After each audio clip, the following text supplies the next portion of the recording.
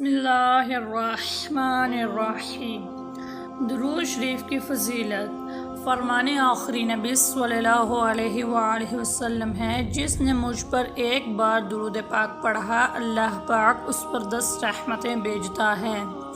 حضرت شیخ ابو عبداللہ رسا رحمۃ اللہ علیہ فرماتے ہیں، رحمت انعام کو کہتے ہیں۔ اس روایت کا مطلب یہ ہے کہ اللہ پاک دنیا و آخرت میں بندے کو مسلسل انعامات سے نوازتا ہے۔ قاضی ابو عبداللہ سقاکی رحمۃ اللہ علیہ فرماتے ہیں، اللہ کریم کی ایک رحمت دنیا اور جو کچھ دنیا میں ہے اس سے بہتر ہے، تو تم اس کے بارے میں کیا گمان کرتے ہو جس سے اللہ کریم 10 رحمتوں سے نوازے۔ اللہ پاک 10 رحمتوں سے اس بندے سے کتنی آفتیں یا مصیبتیں دور فرمائے گا اور ان 10 رحمتوں سے کتنی برکتیں حاصل ہوں گی۔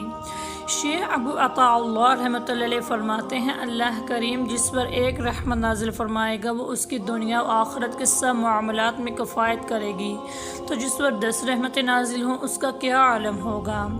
اللہ پاک کے محبوب صلی اللہ علیہ وآلہ وسلم کا فرمان حقیقت نشان ہے، تمہارے دنوں میں سب سے افضل دن جمعہ ہے۔ اسی دن حضرت آدم صفی اللہ پیدا ہوئے، اسی میں ان کی روح مبارک قبض کی گئی، اسی دن سور پھونکا جائے گا اور اسی دن ہلاکت طاری ہوگی، لہٰذا اس دن مجھ پر درود پاک کی کثرت کیا کرو، کیونکہ تمہارا درود پاک مجھ تک پہنچایا جاتا ہے۔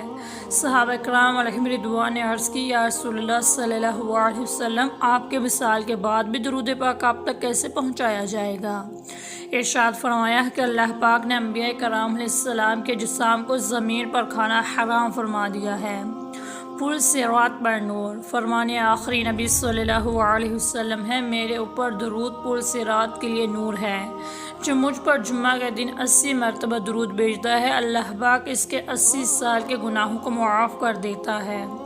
جمعہ کے دن 1000 بار درود پاک پڑھنے کی فضیلت۔ رحمت عالم نور مجسم صلی اللہ علیہ وسلم کا فرمان جنت نشان ہے، جو جمعہ کے دن مجھ پر 1000 مرتبہ درود پاک پڑھے گا وہ مرے گا نہیں جب تک جنت میں اپنی جگہ نہ دیکھ لے۔ فضیلت درود پاک۔ حضرت سفیان ثوری رحمۃ اللہ علیہ طواف کعبہ کرتے ہوئے ایک ایسے جوان کو دیکھتے جو قدم قدم پر درود شریف پڑھ رہا تھا۔ سفیان ثوری کہتے ہیں، میں نے کہا، اے جوان، تم تسبیح تحلیل چھوڑ کر صرف درود شریف ہی کیوں پڑھ رہے ہو؟ کیا اس کی کوئی خاص وجہ ہے؟ جوان نے پوچھا، آپ کون ہیں؟ میں نے جواب دیا، سفیان ثوری۔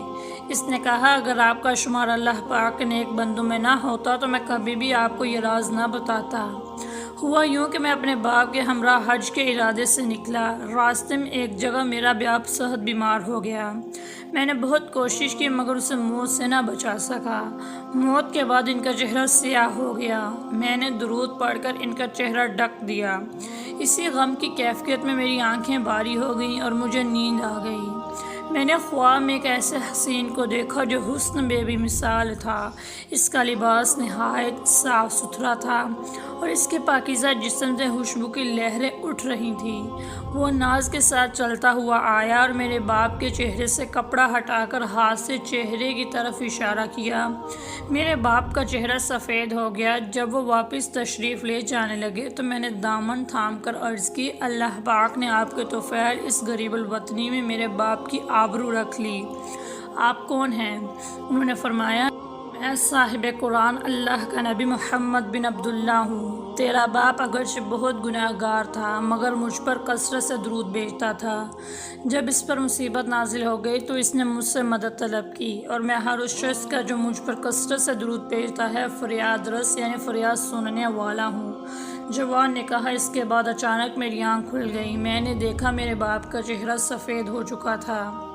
درود پاک کے مقاصد و فوائد۔ حضرت حلیمی رحمۃ اللہ علیہ فرماتے ہیں، دو عالم کے مالک و مختار صلی اللہ علیہ وسلم پر درود پاک پڑھنے کا ایک مقصد تو یہ ہے کہ اللہ پاک کا حکم بجا لاتے ہو، اس کا قرب حاصل کیا جائے، اور دوسرا یہ کہ آپ صلی اللہ علیہ وسلم کا ہم پر جو حق ہے اسے ادا کیا جائے۔ حضرت ابن عبداللہ السلام رحمۃ اللہ علیہ نے بھی ان کی تباہ کرتے ہوئے ارشاد فرمایا، ہمارا نبی کریم صلی اللہ علیہ وسلم پر درود پاک بھیجنا ان کے لیے قطعاً کسی قسم کی سفارش کا باعث نہیں بنتا، کیونکہ ہم جیسے انسان ان جیسی ہستی کی شفاعت کیسے کر سکتے ہیں؟ البتہ اللہ پاک نے ہمیں حکم دیا ہے کہ ہم اپنے محسن اعظم صلی اللہ علیہ وسلم کے احسانات کا بدلہ دیں، اور اگر ایسا نہ کر سکیں تو ان کے حق میں دعا کریں۔ بس اللہ پاک نے ہماری حالت کے پیش نظر کہ ہم اپنے نبی صلی اللہ علیہ وسلم کے احسانات کا بدلہ دینے سے عاجز ہیں، تو ہمیں ان پر درود پاک پڑھنے کی تعلیم فرمائی ہے۔ حضرت شیخ ابو محمد مرجانی رحمۃ اللہ علیہ سے بھی کچھ اسی طرح کا کلام منقول ہے۔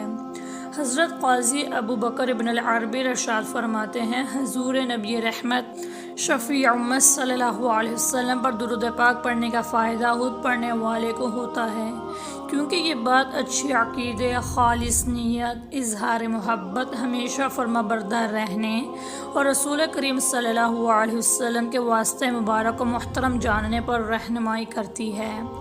حضرت ابو المواہب رحمۃ اللہ علیہ فرماتے ہیں، مجھے خواب میں رسول کریم صلی اللہ علیہ وسلم کی زیارت کا شرف حاصل ہوا تو آپ نے مجھ سے ارشاد فرمایا، قیامت کے دن تم 1,00,000 بندوں کی شفاعت کرو گے۔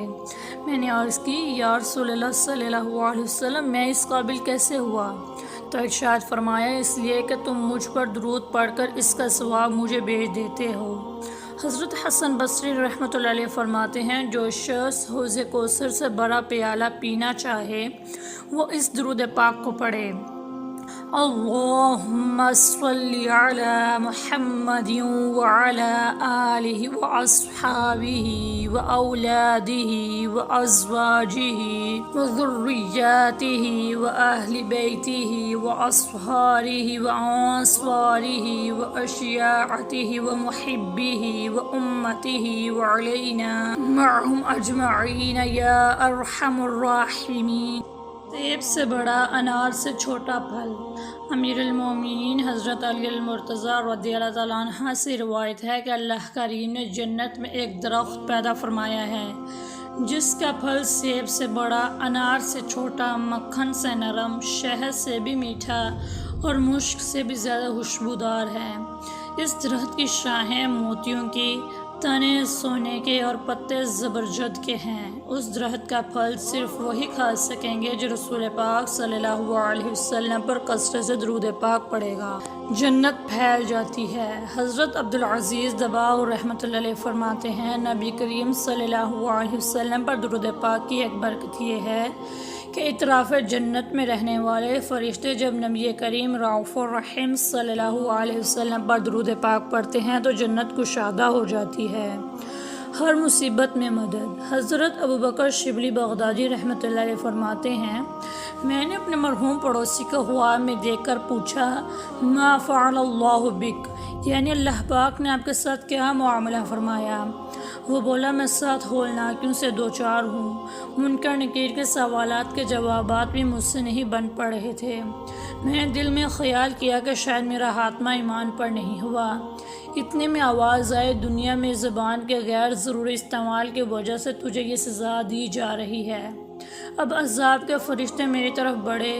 اتنے میں ایک صاحب جو حسن و جمال کے پیکر اور معطر تھے، وہ میرے اور عذاب کے درمیان حائل ہو گئے اور انہوں نے مجھے منکر نکیر کے سوالات کے جوابات یاد دلائے اور میں نے اسی طرح جوابات دے دیے۔ الحمدللہ عذاب مجھ سے دور ہوا۔ میں نے ان بزرگ سے عرض کی، اللہ پاک آپ پر رحم فرمایا، آپ کون ہیں؟ فرمایا، تیرے کثرت کے ساتھ درود شریف پڑھنے کی برکت سے میں پیدا ہوا ہوں اور مجھے ہر مصیبت کے وقت تیری امداد پر مقرر کیا گیا ہے۔ قبر میں آقا کیوں نہیں آ سکتے؟ سبحان اللہ۔ کثرت درود شریف کی برکت سے مدد کرنے کے لیے قبر میں جب فرشتہ آ سکتا ہے تو تمام فرشتوں کے بھی آقا مکی مدنی مصطفیٰ صلی اللہ علیہ وآلہ وسلم کیوں نہیں آ سکتے؟ عاشق درود السلام کا مقام۔ حضرت شیخ ابو بکر شبلی رحمۃ اللہ علیہ ایک روز بغداد شریف کے جید عالم حضرت ابو بکر بن مجاہد کے پاس تشریف لائے۔ انہوں نے فوراً کھڑے ہو کر ان کو گلے لگا لیا اور پیشانی چوم کر بڑی تعظیم کے ساتھ اپنے پاس بٹھایا۔